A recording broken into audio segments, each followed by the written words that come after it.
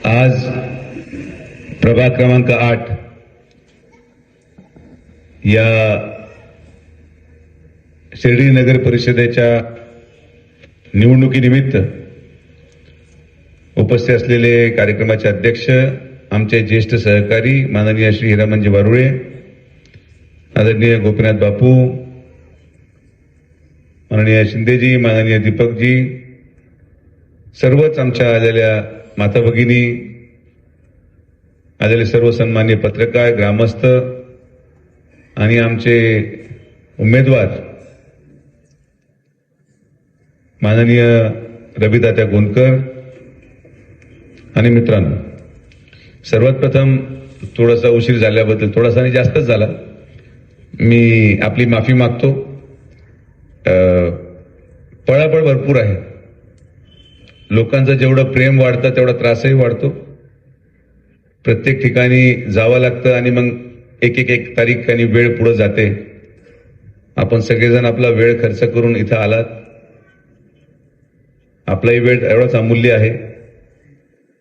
प्रचार आणि चर्चेमध्ये बोलण्यासारखं काही फार नाहीये. भारतीय जनता पार्टीच्या बालेकिल्ल्यामध्ये आपण सभा घेत आहोत. त्यामुळे इथं वर्षानुवर्ष कमळच आहे.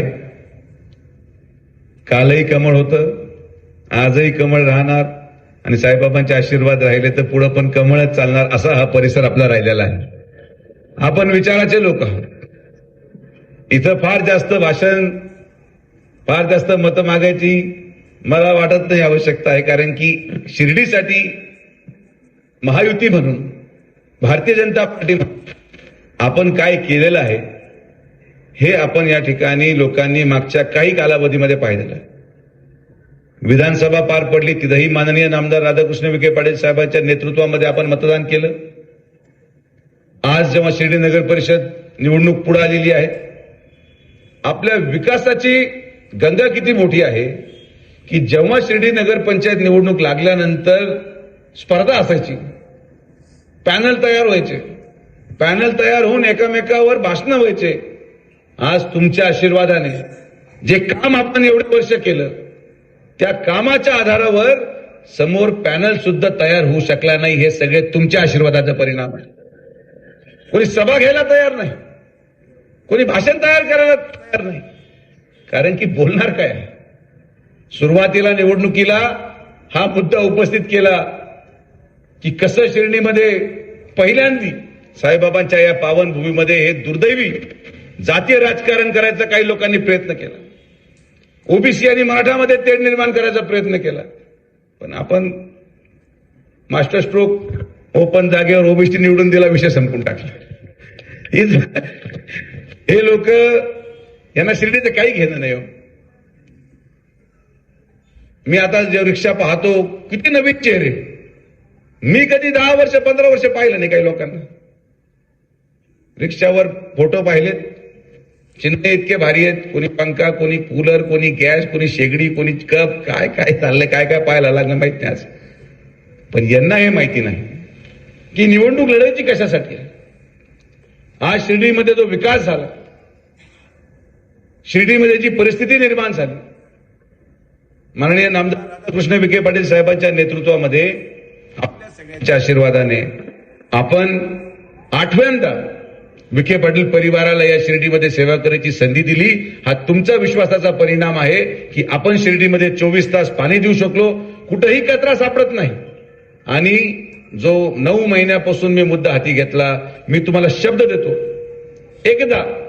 एकदा या निवडणुकीमध्ये डोळे बंद करून म्हणजे चिन्ह दिसणार नाही, विश्वास ठेवून, पूर्णपणे डोळे उघडे ठेवून, कमळ, धनुष्यबाण आणि घड्याळ, इथं कमळ आहे, कमळावर वरती आणि खाली एकदा मतदान टाका. 23-0 करून दाखवा. 2 वर्षामध्ये शिर्डी गुन्हेगार मुक्त नाही केली तर नाव सुजय विखे ठेवणार नाही, माझा शब्द आहे. आपण मागच्या 9 महिन्यामध्ये जेव्हा ते हत्याकांड झालं, 2 सामान्य लोक शिर्डीला जात होते आणि त्यांचा मर्डर झाला, त्या दिवसापासून आपण ठरवलं की आता मतदानासाठी लाचारी नाही. आता हे सगळे लोक ठोकायचे. 9 महिने झाले, त्यानंतर एकही घटना शिर्डीमध्ये होऊ दिली नाही. ही तर सुरुवात आहे.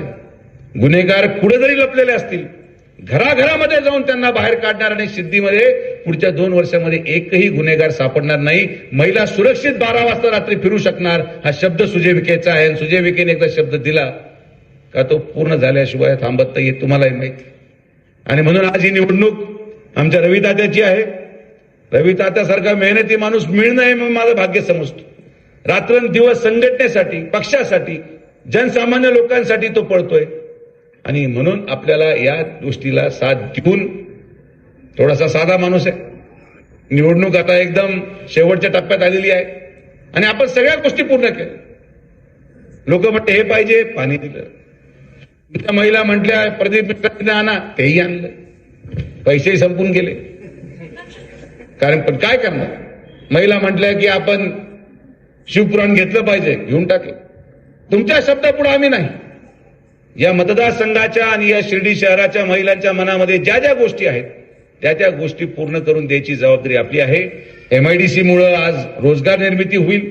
आपला हॉटेल व्यवसाय चालण्यासाठी मी आवाज उठवला की प्रसादालय बंद करा. फार अख्ख्या जगामध्ये माझ्यावर टीका झाली, म्हणजे हा प्रसाद आहे. अरे प्रसाद काय असतो? प्रसाद घुगरी आणि लापशी असते. हा कुठला प्रसाद ज्याच्यामध्ये पोळी पण आहे, भात पण आहे, मिठाई पण आहे, वरण पण आहे, डाळ पण आहे? हे जेवण झालं, हा प्रसाद नाहीये. आणि या ठिकाणी लोकांनी येऊन, साई भक्तांनी येऊन प्रसाद घ्यावा, आमचा विरोध नाही. पण रात्री दारू पिऊन लोक प्रसाद खायला जायचे. इथं सगळेचे जेवढे साई भक्त म्हणून फिरत होते ते साई भक्तच नव्हते. भिकारी, गुन्हेगार. जेवायचं, 500 रूमला झोपायचं, परत सकाळी आपल्या कामाला लागायचं. हे बंद होणार. हे बंद झालं पाहिजे. मी आवाज उठवल्यानंतर टीका झाली, पण मला विश्वास होता की शिर्डी माझ्या पाठीमागे उभी आहे. आणि जेव्हा ते मर्डर झाले तेव्हा लोक म्हणते नाही भाऊ, सुजय विखे खरं बोलत होते. ब्रेक दर्शन आपण चालू केलं, नाही तर सकाळी येऊन माणूस लगेच 1 तासात परत घरी.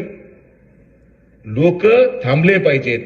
मी तुम्हाला शब्द देतो, जसं ब्रेक दर्शन आपण चालू केलं, जसं तिरुपतीमध्ये आपण गेल्यानंतर आपल्याला 1 दिवस अगोदर जावं लागतं. कोणी सांगावं की इथं तिरुपतीला जे लोक गेलेत की आपल्याला 1 दिवस अगोदर जावं लागत नाही? ऑनलाईन बुकिंग असते तरी 1 दिवस अगोदर, काही काही ठिकाणी 2 दिवस अगोदर. माझी मागणी हीच आहे की जे लोक शिर्डीमध्ये पासद्वारे दर्शन करतात त्यांनी 1 दिवस येऊन अगोदर शिर्डीला मुक्काम केलाच पाहिजे, तर आपला व्यवसाय चालेल. ही आपली मागणी आहे. साई भक्तांच्या विरोधात आपण नाही आहोत, पण आपलं जेवण, आपलं उपजीविका हे कोण चालवणार?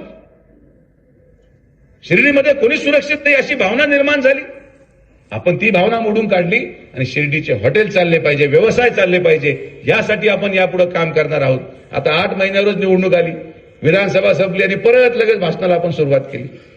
आता ह्या निवडणुकीमध्ये माझी आपल्याला सगळ्यांना आजोळी विनंती आहे. काही कामं राहिले असतील, काही कामं होतील. रोजगाराचा प्रश्न देखील सुटेल. थीम पार्कची निर्मिती आपण सुरू केली. माननीय नामदार राधाकृष्ण विखे पाटील साहेब आणि मुख्यमंत्री फडणवीस साहेबांच्या माध्यमातून आता फडणवीस साहेबांनी जबाबदारी घेतली की हा थीम पार्क आपण 40 कोटीचा बनवणार होतो, पण माननीय मुख्यमंत्री महोदयांनी मुकेश अंबानीशी बोलून 250 कोटी रुपयाचा हा थीम पार्क करण्याची विनंती केली आणि आपण ते करणार. 40 कोटी काय घेऊन बसले? तुम्ही टेन्शन घ्यायचं नाही, फक्त जाऊन बटन दाबा, आम्ही पळतो. हे निवडणूक अशी आहे की त्या पॅम्पलेटवर फोटो आहे नामदार साहेबांचा, निवडून येणार आहे हा आणि पळणार आहे मी. हे असं आमचं चक्र आहे. तुम्ही फक्त यांना निवडून द्या, पळायला मलाच लागणार आहे. तात्याही पळतो, मीही पळतो, आम्ही सगळे पळू, तुमच्यासाठी पळू. पण चूक होता कामा नये, कारण की ही शिर्डी आज या स्थितीत आणण्यामध्ये प्रचंड मेहनत आमची गेली. गुन्हेगार मुक्त शिर्डी आणण्यामध्ये प्रचंड मेहनत केली. लोकांचा वाईटपणा घ्यावा लागतो. जेवढं प्रखर मी बोलतो तेवढे शत्रू माझे निर्माण होतात. हे एवढं सोपं नाहीये. गुन्हेगारांविरोधात एवढ्या मोठ्याने बोलायला मी महाराष्ट्रामधला एकमेव माणूस आहे. मला भीती वाटत नाही, कारण की मला माहिती आहे की माता भगिनींचा आशीर्वाद मला शेवटपर्यंत सुरक्षित ठेवेल. पण जो आशीर्वाद आपल्याला सुरक्षित ठेवतोय त्यांना देखील सुरक्षित ठेवण्याची जबाबदारी आपली आहे आणि ती आपण करणार. आपण निर्धास्तपणे आज आपण नगराध्यक्षपदाला जयश्रीताई थोरात हे कमळ चिन्हावर उभे आहेत आणि आज आपल्या वॉर्डामध्ये, प्रभागामध्ये आमचे रवी दाता जे आपले शहर अध्यक्ष आहेत ते देखील उभे आहेत. या दोघांनाही आपला आशीर्वाद द्याल. जो आशीर्वाद तुम्ही आम्हाला दिला, मला दिला, तोच आशीर्वाद यांना देखील दिल्याशिवाय आपण थांबणार नाही. मला असा विश्वास आहे साईबाबांचा आशीर्वाद या आमच्या पाठीमागं आहे, तुमचा आशीर्वाद आमच्या पाठीमागं आहे. पुन्हा एकदा या शिर्डीमध्ये महायुतीची सत्ता आणून मला जेवढं आठवतं तेव्हा दीपक विरोधात होता, तात्या विरोधात होते, सगळे विरोधात होते, पण शिर्डीची नगरपंचायत स्थापन झाल्यापासून तर आज तर काय आहेत, किती वर्ष झाले बापू आपल्याला? 25 वर्ष झाले. 25 वर्ष या शिर्डी नगरपंचायत अस्तित्वात येऊन 25 वर्ष सलग नामदार राधाकृष्ण विखे पाटील साहेबांच्याच पॅनलला लोकांनी विश्वास दिला आणि म्हणून शिर्डी इथपर्यंत पोहोचलेली आहे. 5 वर्ष कुठेतरी राज्याला गडबड झाली. त्यांची परिस्थिती जाऊन विचारा त्या 5 वर्षामध्ये काय झालं. लोकांना काही समज नाही.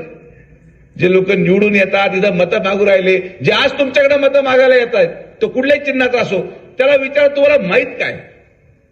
तुम्ही आज आमच्या गल्लीमध्ये आलात, नेमकी नगर कोणचं आहे कोणालाच काही उमजायला तयार नाही. कुठेही घुसून नमस्कार करायला सुरू करतात लोक. ते हेडगेवार नगरमध्ये आहेत का, लक्ष्मीनगरमध्ये आहेत का, कालिका नगरमध्ये आहेत.